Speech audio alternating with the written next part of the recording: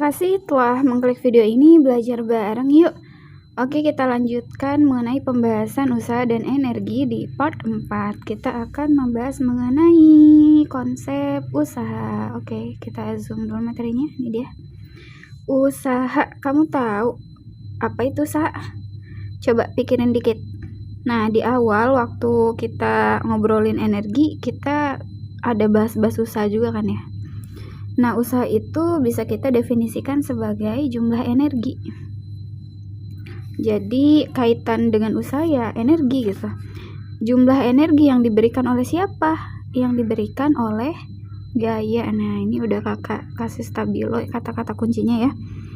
Gayanya harus bagaimana supaya menghasilkan usaha? Nah, gayanya harus menempuh suatu perpindahan. Nah, jadi usaha itu adalah suatu jumlah energi yang diberikan oleh gaya ketika gaya itu menempuh suatu perpindahan tertentu. Nah, ini ada 3 kata kuncinya nih, jumlah energi, gaya, perpindahan. Oke, kalau kamu melihat ini membingungkan karena berputar-putar dengan definisi energi di awal, jadi wajar aja karena emang definisi ini memancing berbagai perdebatan di kalangan saintis dan ilmuwan. Tapi ini memudahkan kamu untuk mengerti dengan definisi seperti itu. Nah, nanti ketika kamu duduk di bangku kuliah, kamu bisa tuh belajar lebih dalam lagi tentang fisika.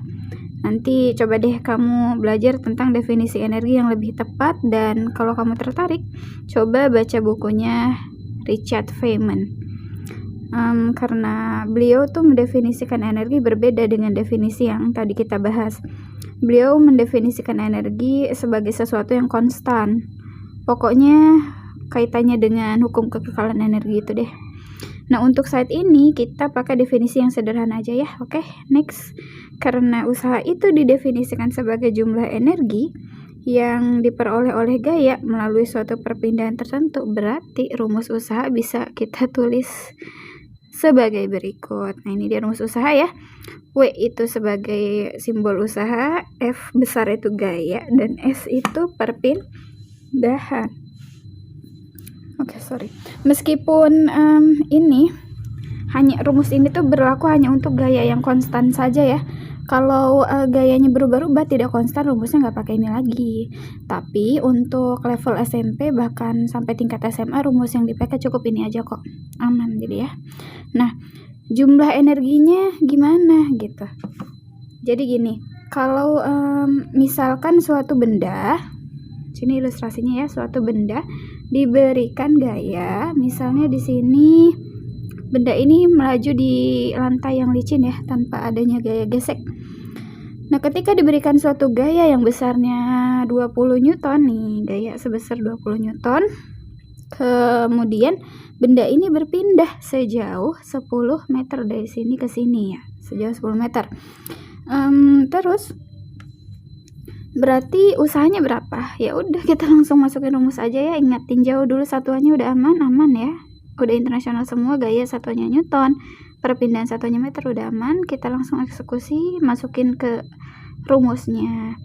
Gayanya berapa? Gayanya 20 Newton. Perpindahannya berapa? Perpindahannya 10 meter. Jadi si usaha pada kasus ini tuh besarnya sebesar 200 Joule gitu ya. Kemudian gaya ini kan membuat benda yang tadinya diam, yang tadi di sini nih, jadi pindah ke sini, berarti kan ada gerakan ya. Kalau benda itu bergerak, berarti ada yang namanya energi kinetik. Nah, sekarang kakak coba tanya deh, energi kinetiknya berapa di kasus ini? Ayo, bisa nggak? Iya, betul, energi kinetiknya sebesar 200 Joule juga, sama gitu ya. Kenapa? Karena usaha yang diberikan oleh si gaya ini, semua usahanya diubah menjadi energi kinetik, karena nggak ada gaya gesekan di sini, lantainya licin. Jadi itulah yang dimaksud dengan definisi jumlah energi. Jadi usaha yang diberikan oleh gaya ini kan 200. Nah, 200-nya itu menjadi apa untuk kasus ini? Yaps, menjadi energi kinetik semua, karena dia melintasi lantai yang licin tanpa gesekan. Nah, dalam keseharian sebenarnya tidak semuanya ya benda yang bergerak itu dirubah jadi energi kinetik semua nih. Ini contoh kasus lain ya.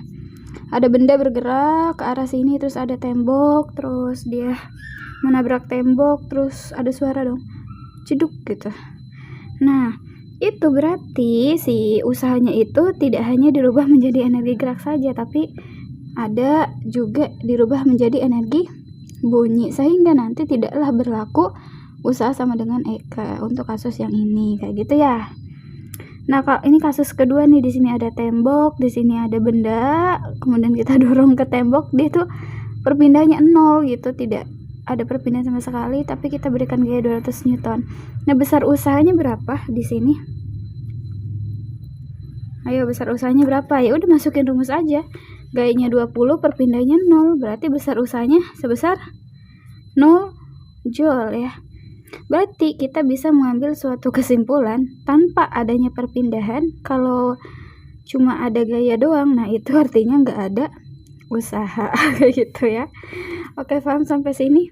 Ini pembahasan mengenai usaha gampang ya. Jadi ada 3 kata kunci: jumlah energi, gaya, dan perpindahan. Semoga kalian mengerti.